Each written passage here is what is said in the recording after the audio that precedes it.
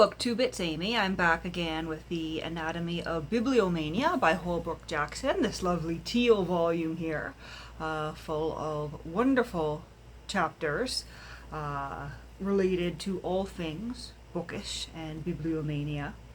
We are on page 57 in a section titled Treasuries of Happiness Never Exhausted. To these conjectures I may adventure to subjoin another, namely, that the fullness of this pleasure of books is, in the familiar saying, a gift alike removed from other influences or conditions, and not common to all men. Only the congenital bookman discovers in the memory of reading in times past a treasury of present delight, as Hazlitt, when after 30 years the sight of his copies of Paradise Lost and the Reflections on the French Revolution recaptured the pleasure with which he first dipped into them at Shrewsbury School, where he had won them as prizes.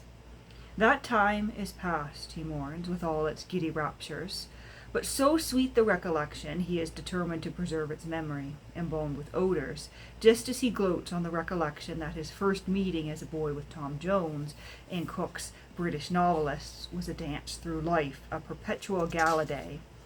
Talk of the happiness of getting a great prize in the lottery. Southey exclaims, what it is to opening a box of books. He compares the delectable recreation of lifting the lid to what we feel when Peter the porter opens the door upstairs and says, "Please to walk in, sir." Well may Thomas Love Peacock claim that there is no place in which even the outside of a book is not an innocent and becoming spectacle.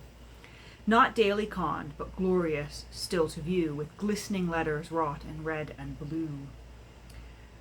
Or John Aitken, that without books he had never been able to pass a single day to his entire satisfaction.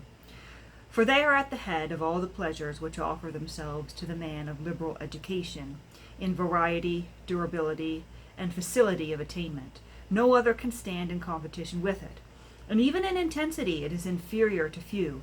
And he supports his argument by the supreme fact that books give us the power to call up the shades of the greatest and wisest men that ever existed, and oblige them to converse with us on the most interesting topics.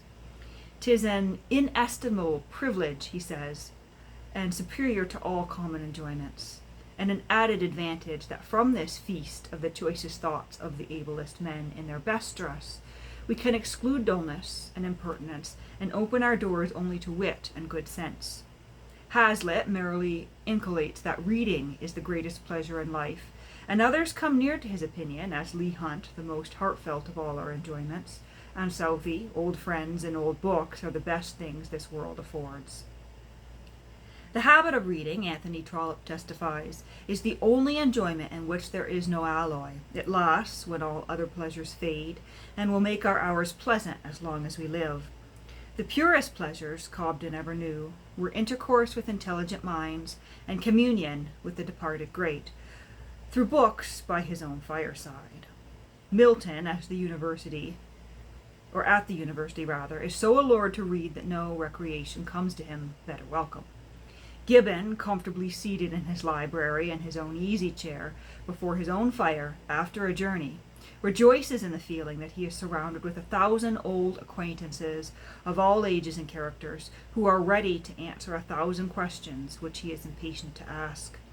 And to him yive I faith and full credence, and in mine heart have him in reverence, so heartily that there is game noon that fro my books maketh me gloon, or goon rather. A quote from Chaucer there in Legend of Good Women. So sweet the pleasure of reading that, saith Burton, all those ornaments and childish bubbles of wealth are not worthy to be compared to them, and to me Leo Alatus well seconds him.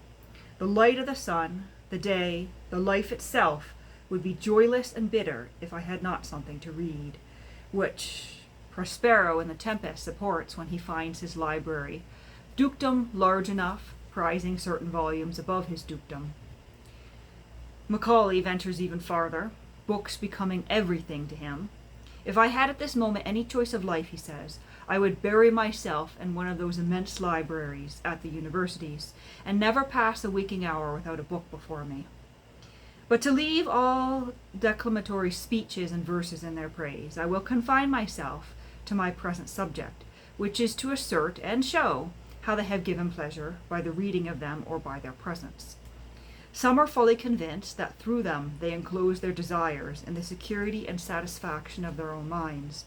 And I think that the arguments that are brought up by a recent ingenious author are perpendicular to this point, when he makes Henry Wimbush recite his opinions that books promote superior pleasures to such desirable human contacts as love and friendship. These have been highly valued in the past because books were scarce and difficult to reproduce. But as reading becomes more and more habitual and widespread, an ever-increasing number of people will discover that books will give them all the pleasures of social life and none of its intolerable tedium. There is support for this from many sources, but notably in the argument often put forth that books are sure protectors, not against the ravages of time, but against those of business which the muses hate. For they translate our leisure into quiet happiness, and if, as Dibdin claims, it is a fictitious happiness, it is nonetheless real, inasmuch as it produces positive sensations of delight, and no happiness, real or unreal, can do more so, he advises. Build your book nest to forget the world without, and the many wretched creatures that crawl upon its surface. For, as I may buttress him out of Cowley, if once we be thoroughly engaged in the love of letters, instead of being wearied with the length of any day, we shall only complain of the shortness of our whole life, and, feeling kindly unto all the earth, grudge every minute as it passes by.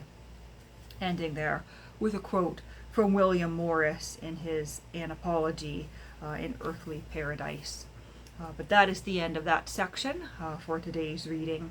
The next section here is titled The Golden Rule for Readers, which I believe will take us to the end of part 3 of the book here, and we'll move on to part 4 titled The Art of Reading.